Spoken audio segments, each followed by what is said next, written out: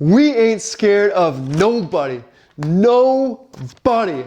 And I'm excited for the Indiana Hoosiers to get the chance to play two blue bloods in college football, either Alabama or Oklahoma.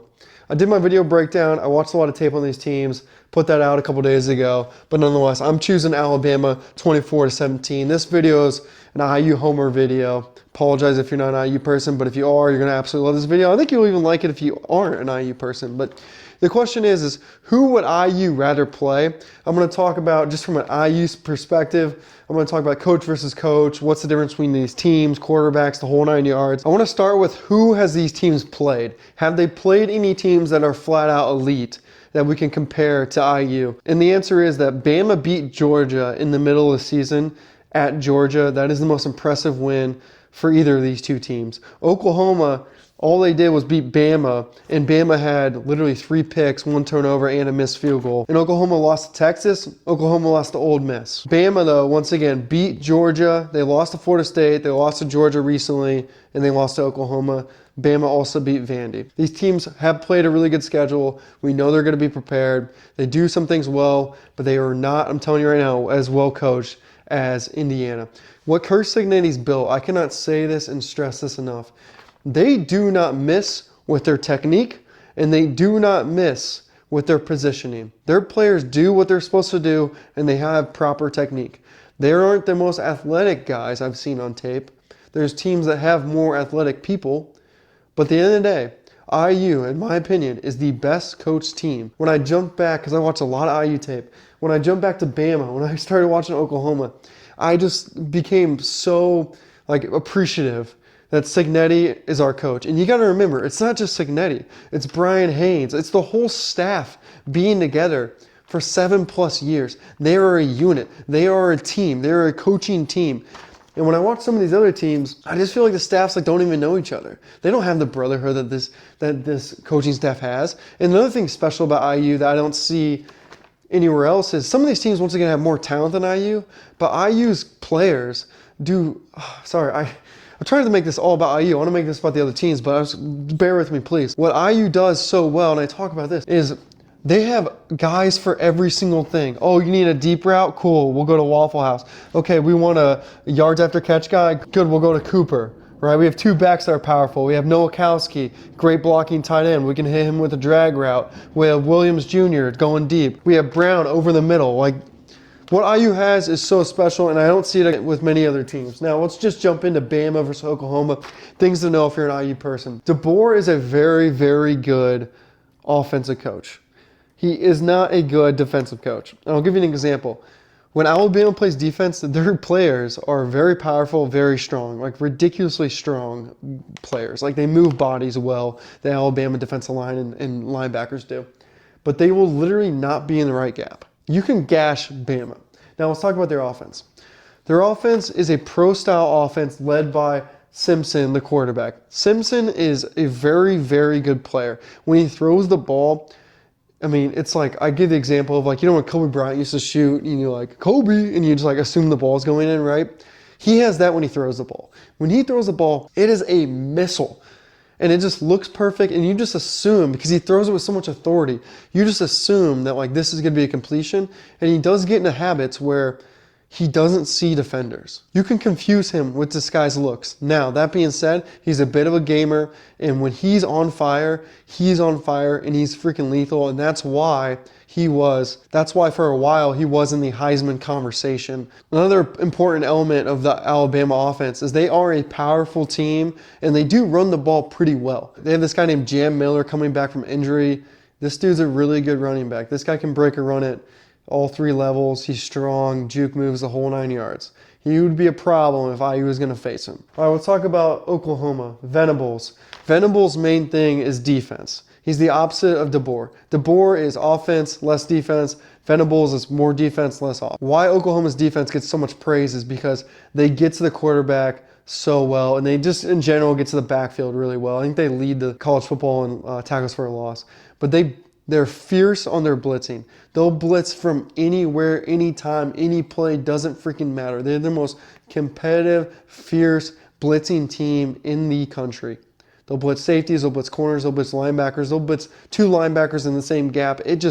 It doesn't matter. They're coming at you and they hunt on defense. They absolutely hunt. Both their defensive ends have really good hands. They get around the tackles, not with ease, but they do it often. Where a couple of times a game, these guys are getting loose, getting sacks. Like, they're very good up front.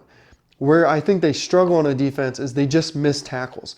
They blatantly, their defensive backs and safeties blatantly miss tackles. It's like laughable. I mean, like IU doesn't miss a lot of tackles. Ohio State doesn't miss a lot of tackles. Oklahoma just misses tackles. Alabama's just not in the right gap. Oklahoma just straight up is there, but just can't tackle because they don't hit wrap and drive. They don't have good technique. Cignetti, holy cow, and Haynes, like these guys coach up technique, and that's why I'm so freaking pumped to be an IU Hoosier fan. But that being said, fierce defense against Oklahoma. Mendoza, he's got to do some film study on this because they call out those blitzes, and that's going to take all week for him to be prepared, and even at that might not be enough time because I'm telling you right now, they come at you. All right, let's jump into Oklahoma's offense. Oklahoma's offense is rather interesting because they run a lot of RPOs, which is run pass options. I'll give you a perfect example of this on the board. This is where the offensive line and the tight end and the running back are essentially running the ball, right? We're going to run up here, and the quarterback has a decision that he can hand the ball off or he can pull it and pass it. And what you'll see is on the back, on this side or the front side where the runner's going to, this one receiver will do any kind of route, and then these two receivers on the back side, and once again, Oklahoma does this a ton, so that's why I'm showing it. These guys are working together on a route combination. Okay, let's say this guy's going to run deep, this guy's going to run a quick out route, or this guy's going to run a bubble screen, and this guy's going to essentially block. This is one of the bread and butters to their offense. It's this play action type game, RPO, put the hands in the quarterback to make the decision on the field that's best for the team. That's what they do. Let's talk about the quarterback Matter. Matter's good. All right, I do pause. Like, he's not great, but he's good. He's very solid, and what he is, he's a little bit of a savage. And I mean that like as a compliment. He's a competitive kid that has a win-at-all-costs mentality. He's rather athletic in the run game. For IU, he would be a problem if he gets loose or if they start actually bringing him like in power where they bring the running back to block where he just rolls out and runs. Like, that's going to be potentially an issue that IU hasn't seen a lot, that running type quarterback that has that savage personality. I think where Matter struggles is he plays a little too cool. He doesn't have great footwork in the pocket. He plays like Kyler Murray for the Cardinals where he grabs the ball and he kind of like stands back there and then he throws it, versus Mendoza is methodical and runs a professional offense where he's going read one, read two, read three, and his feet move with him where he's going from read to read. His feet are resetting. If his eyes tell him to throw the football, like his feet are ready to throw the football. Matter doesn't do that. He's a little bit of a gunslinger. And Simpson's a gunslinger too, but Matter's just more of a wild gunslinger, all right? But he's good. I think his A game is literally power run with him, RPO it, and then throw in the middle. It seems to be that Matter can throw a really good fade ball, like going out, right? Boom, boom, like out here. And then Matter throws a really good like post route where you go up and over about 15 yards. Those are his bread and butter throws that seem to be the most accurate. But once again, with Matter too, you can confuse him. I mean, he throws picks. So yeah, both quarterbacks, they're definitely solid. They're definitely, higher end college quarterbacks, but they have some weaknesses. If you're gonna ask me who would I rather play, it'd be Matter. Simpson's the kind of guy, if he's hot, like he can rip you. He can literally sit in the pocket, rip you for 330 yards, and not even think twice about it. In terms of the kicking game, I want to talk about this. The Oklahoma's kicker is super good. Tate Sindel, 23 for 24 field goals, 55 is his long, 32 for 32 extra points. Crowd-wise, Rose Bowl guys, we know Oklahoma fans, we know Alabama fans are going to be there. That environment, I was actually just talking to a guy at the dog park, IU guy, he's going to the Rose Bowl, so I was like, dude, you got to be loud, man. You got to bring the freaking heat. But we know those, once again, it's blue blood college football. We know the fans are going to be there. If you're asking me who would I rather play, it would be Oklahoma. I think Bama is just a bigger, stronger team than Oklahoma. I think Bama also moves the ball down the field easier. Oklahoma's defense, Mendoza would once again have to do a lot of film study, get comfortable, but I feel like our coaching staff would help him and he would be able to handle the intelligence of how to call out those blitzes, because when you get blitzed, you have to get rid of the ball in an intelligent manner or you're going to end up getting sacked, and getting sacked is a drive ender. Even if it's first down and 10, you get sacked. Now it's second down and 18. That's ruining your offensive drive.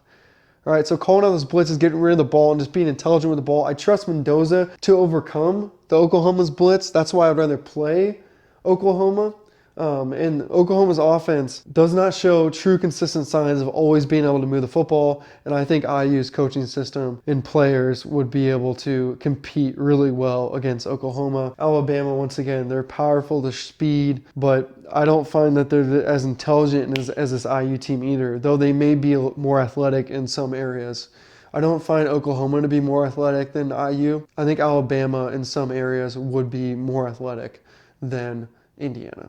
But that being said, it doesn't really matter. We just saw Ohio State, who I think is more athletic than Indiana, and that didn't matter because football, once again, is a sport, and it requires technique and intelligence. So when you talk about a good football player, it's athleticism, technique, intelligence. And that's something IU program has really done well this season, is developing players, make their abilities the best they can be, make their technique the best they can be, and make their brain understand the football knowledge the best it can be. I think IU would beat both these teams, but yeah, give me Oklahoma over Bama. But then again, I think Bama will win against Oklahoma 24-17. Please subscribe, comment, let me know what you guys are thinking. If you're an IU person, enjoy Mendoza winning the Heisman. I cannot believe this dude's about to win the Heisman. I think he's going to win the Heisman. I'm pretty sure he's going to win the Heisman. So enjoy that because, golly, can you believe Indiana University potentially might have a Heisman Trophy winner? Who would have thought? I mean, who would have thought? Oh my gosh. Holy cow. Who would have thought? Unfreaking believable. All right, guys. We'll talk soon. Peace.